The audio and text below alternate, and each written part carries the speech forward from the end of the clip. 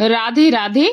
जय श्री कृष्णा। आमल की एकादशी का सीधा संबंध आंवले के वृक्ष से है, जिसे अमृत फल और साक्षात भगवान विष्णु का स्वरूप माना जाता है।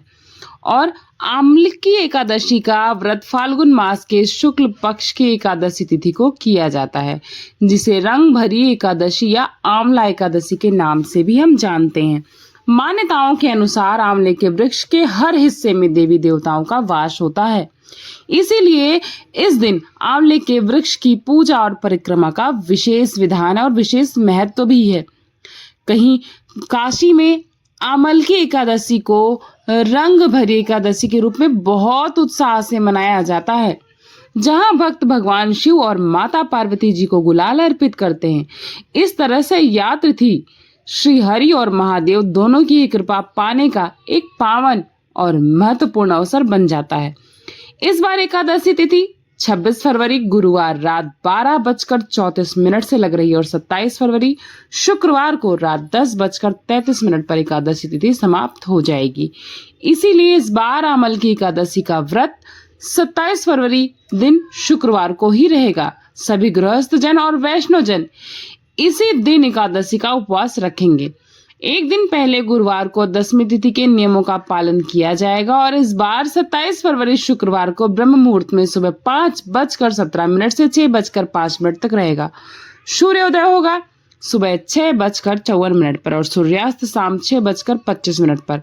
आद्रा नक्षत्र सुबह 10:48 पर होगा और इसके बाद में पुनर्वसु नक्षत्र प्रारंभ हो जाएगा। आयुष्मान योग शाम 7:43 तक रहेगा। बाद में सौभाग्य योग होगा। तो इस बार एकादशी के दिन ग्रहों और नक्षत्रों का बहुत ही शुभ संयोग बन रहा है, लेकिन भद्रा काल भी इस दिन रहने वाला है, जो कि सुबह 11:31 से रात 10:32 तक रहेगा। हालांकि भद्रा का वास स्वर्ग लोक में रहेगा, जो कि पृथ्वी लोक पर अशुभ नहीं माना जाएगा। और इस दिन राहु काल सुबह 10:30 से दोपहर 12 बजे तक रहेगा। द्वादशी तिथि 27 फरवरी शुक्रवार को 10:34 से शुरू होगी और 28 फरवरी शनिवार की रात 8:43 पर द्वादशी तिथि समाप्त हो जाएगी। हरिवास और द्वादशी तिथि लगते ही प्रारंभ हो जाएगा और जो कि अगले दिन यानी 28 फरवरी शनिवार को सुबह 4:30 पर समाप्त होगा। इस बार की द्वादशी जो 28 फरवरी शनिवार को पड़ रही है, महाद्वादशी है। नरसिंह द्वादशी इस दिन है और इस दिन भगवान विष्णु के नरसिंह अवतार की पूजा का विधान है। ब्रह्म मुहूर्त सुबह 5:16 से 6:04 तक रहेगा। सूर्योदय होगा 6:53 पर। सूर्यास्त होगा शाम 6:25 पर। प्रातः काल पूजा मुहूर्त सुबह 5:43 से 6:47 तक रहेगा।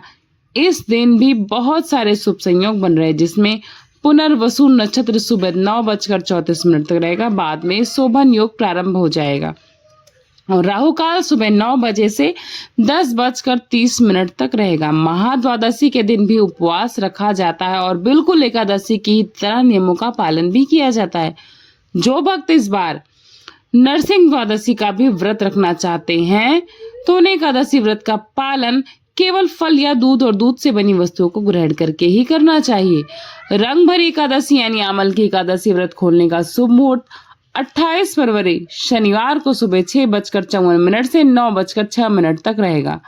पौराणिक मान्यताओं के अनुसार फाल्गुन मास के शुक्ल पक्ष की एकादशी तिथि पर भगवान विष्णु के मुख से एक बिंदु पृथ्वी पर गिरा था, जिससे आंवले का वृक्ष उत्पन्न हुआ था। इसी कारण इसे आमल की एकादशी कहते हैं।